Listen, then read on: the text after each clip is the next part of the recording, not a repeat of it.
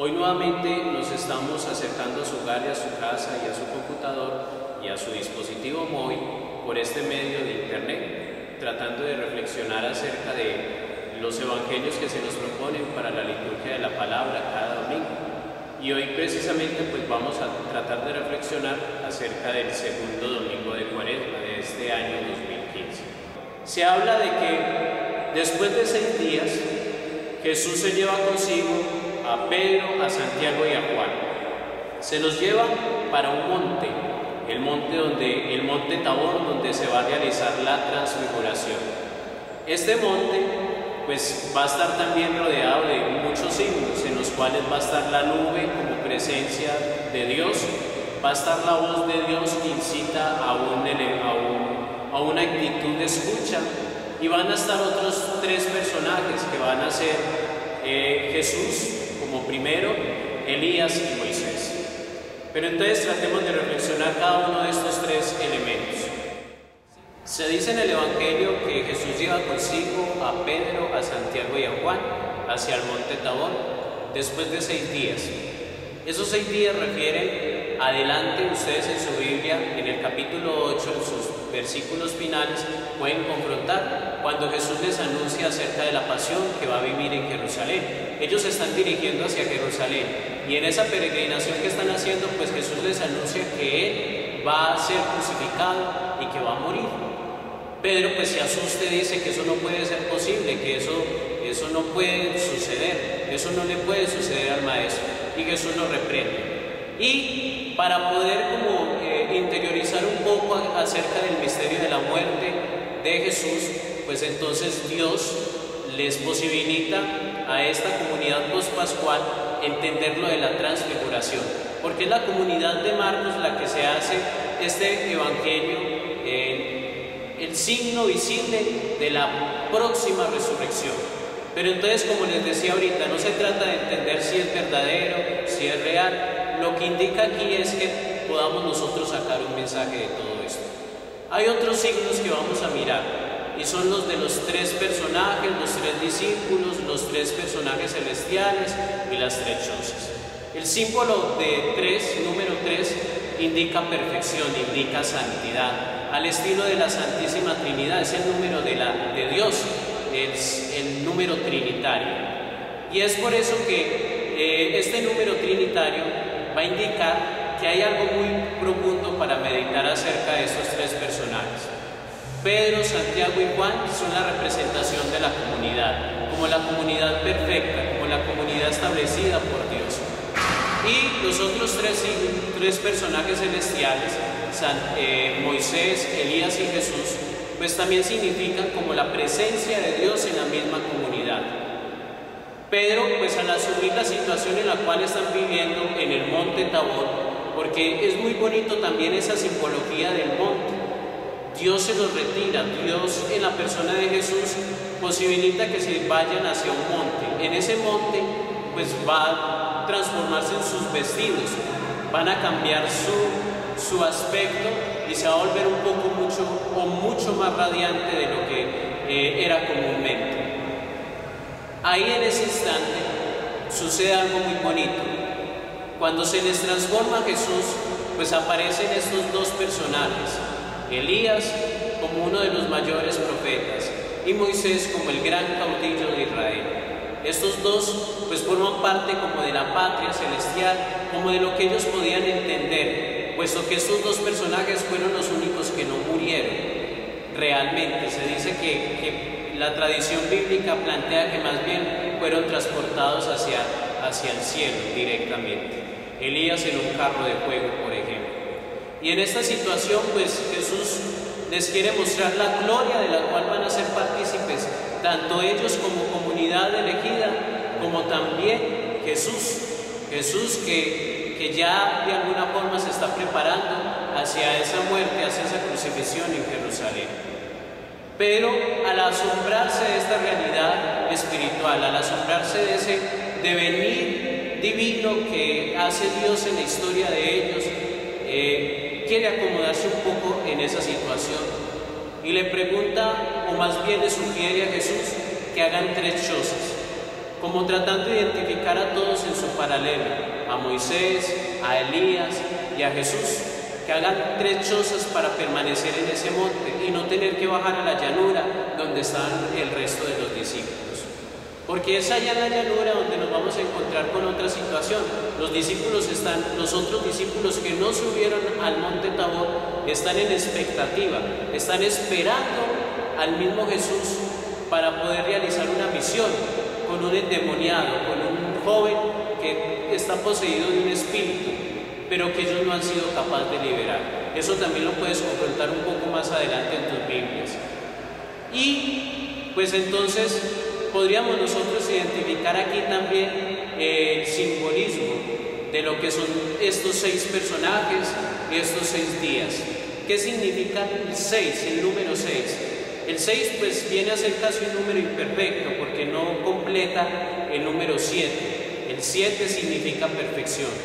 Pero los 6 días evocan los días de la creación, los 6 días de la creación, o los 6 años de trabajo, de siembra, de esfuerzo del pueblo de Israel, y el 7º como año sabático.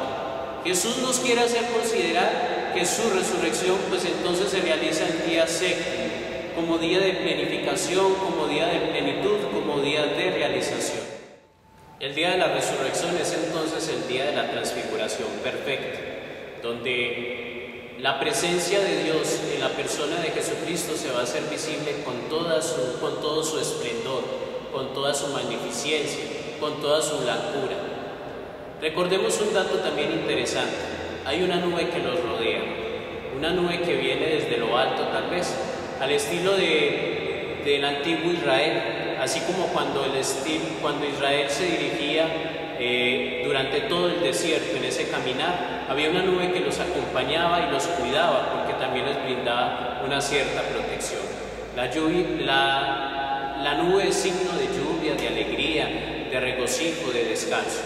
Eso indica también entonces que en el monte Tabor la presencia de Dios en medio de esta comunidad perfecta, de estos 3 personajes celestiales, pues entonces Dios está en medio de ellos. Y hay algo muy bonito también que se nos refiere en este evangelio, que a partir de esta nube hay una voz que sale, una voz al igual como pasa en el bautismo de Jesús. Este es mi hijo, escuchadme, haciendo esta invitación, haciendo este homenaje también a la persona de Jesucristo. Se trata de entender un poco que no es tanto la glorificación, sino también la posibilidad de escuchar la voz de Dios por medio de Jesucristo. Jesucristo es la palabra encarnada, es el verbo encarnado de Dios, es Dios hablándonos en la historia. Eso significa entonces que hay que escucharle, que hay que poner oídos de iniciado. Seguidamente, pues entonces nos vamos a encontrar que al escuchar la voz es cuando Pedro le indica lo de las 3 chozas, al estilo de las tiendas de Israel. Chozas que también tienen una fiesta celebrativa en la antigua alianza. Son las fiestas de las Sukkot, de las tiendas. El Sukkot pues era signo de alianza. Es entender cómo el pueblo de Israel estuvo tanto tiempo en el desierto caminando, pero que les tocaba en campamentos alojarse. Es la posibilidad de confiar simplemente en Dios, de ponernos en las manos del Dios providente, del Dios misericordioso, del Dios que nunca nos deja solos, del Dios que siempre está pendiente de sus hijos, del Dios que siempre está pendiente de su pueblo. Significativamente, pues entonces vamos a entender el monte, así como también se nos propone para hoy en el libro del Génesis que Abraham sube al monte Moriah. En este caso, pues Jesús subió al monte Tabor. Y muchos personajes de la Biblia que se han destacado por su sintonía con Dios, por su perfecta unión con Dios, pues también se dirigen al monte. Por ejemplo, Moisés, que también aparece en este relato. Moisés se dirigía al monte a escuchar a Dios en la zarza ardiente, pero también en el momento en que se le fue entregada las placas de la ley, cuando se les entregaron los mandamientos en el monte Sinaí. Y también pues nos vamos a encontrar con Elías cuando se va hacia el monte, ahí en el lugar de la presencia de Dios, a confiar simplemente y plenamente en Dios Yahvé, Toda esta figura pues nos hace entender que el monte es un lugar de oración, es un lugar de apartarse, de alejarse de la llanura, de lo extenso, donde muchas veces transcurre nuestra vida en lo normal, sino que hay que subir un poco, hay que elevarnos de nuestro ser, de nuestra nada, de nuestra existencia, para entrar en sintonía y en comunicación con Dios. Ese sería el monte de nosotros. Hoy tenemos la posibilidad de sumergirnos en el misterio de la divinidad por medio de nuestra fe, meternos en ese monte, ir mucho más allá.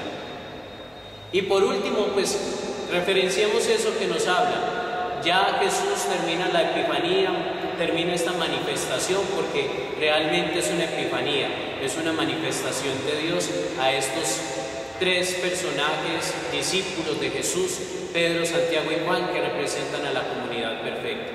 Y ya Jesús les indica que hay que bajar a la llanura, que no simplemente se pueden quedar ahí en el monte, gozando de ese esplendor, gozando de esa maravilla, gozando de esa luz, que hay que bajar a la llanura, entendiendo de que en algún momento todo lo que han vivido, todo lo que han podido experimentar, todo lo que pudieron ver con sus ojos, pues lo van a poder llevar a su plenitud en el momento de la resurrección de Jesucristo. Y así es, indica entonces que hay que bajar a la llanura. Hoy quisiera, hermano, que pensáramos en eso. ¿Cuántos de nosotros pensamos que nuestra vida tiene que estar continuamente unida a Dios? Y es cierto, totalmente cierto. Y que hay que involucrarnos un poco más en la oración. Bien, muy bien. No podemos dejar la oración, porque para luego bajar a la llanura necesitamos estar muy bien cargados en la oración. Pero tenemos que pensar que no simplemente nos podemos quedar en esa sintonía del monte, en lo precioso de la comunicación con Dios. Tenemos que bajar también a la llanura de nuestras soledades, de nuestras existencias, de nuestras frustraciones, de nuestra falta de fe, de nuestra falta de criterio, de nuestra falta de responsabilidad con la misión de Dios. Porque noten ustedes que el Evangelio continúa ahí en ese momento de confusión en los discípulos, cuando no son capaces de curar a este joven que tiene su dolencia, tiene un demonio, y no han sido capaces de retirarlo. Qué bueno que pienses, hermano, ¿cuánto te sumerges en la oración? Porque la oración tiene que ser el medio eficaz para que luego bajes a la llanura de la evangelización. No simplemente puede ser tu vida orante te tiene que llevar a la evangelización, a la misión, a la entrega hacia los demás, al bajar a las realidades de los que muchos necesitan de tu oración. Porque así es como nosotros podemos transfigurar el rostro de Dios. Si Moisés, después de la presencia con la cual participaba allá en el monte Sinaí, bajaba con su rostro resplandeciente, hoy nosotros tenemos que ser los mismos que Moisés. Al orar, pues nuestros rostros tienen que volverse resplandecientes, nuestra mirada se tiene que volver más afable, más amable, más tierna, más guiada y orientada por la visión de Dios, para que luego bajando alrededor de nuestro mundo, de nuestras circunstancias, de nuestras cosas, podamos donar y entregar a Dios como Dios bueno que se nos ha manifestado, que se nos ha revelado y que quiere iluminar al resto, porque también ellos necesitan conocer la resurrección de Jesucristo, necesitan conocer la transfiguración. Si tú te sientes con esta necesidad, pues yo indico que deberías hacerlo de ahora en adelante. Tú has podido encontrarte con Dios por medio de la oración, y si no lo has hecho, pues qué bueno que lo intentes. Te encuentres un poco más con Dios en la oración, ciérrate al encuentro con Dios, para que luego te puedas abrir al encuentro con los hermanos y con los demás. Este es el mensaje que te queremos dar hoy, porque no podemos cerrar nuestros oídos a la voz de Dios. La nube nos indicaba: este es mi hijo, escuchadlo. Jesucristo hoy te está hablando, hoy te quiere tocar tu corazón. Déjalo que te hable, y cuando te hable tu vida se transformará, se convertirá en lo más bonito, en lo más precioso, al estilo de esa transfiguración, porque vas a entrar en contacto con Dios, con la divinidad que todo lo transforma y todo lo cambia. Gracias, Señor, gracias, Padre de amor. de reyes y creador.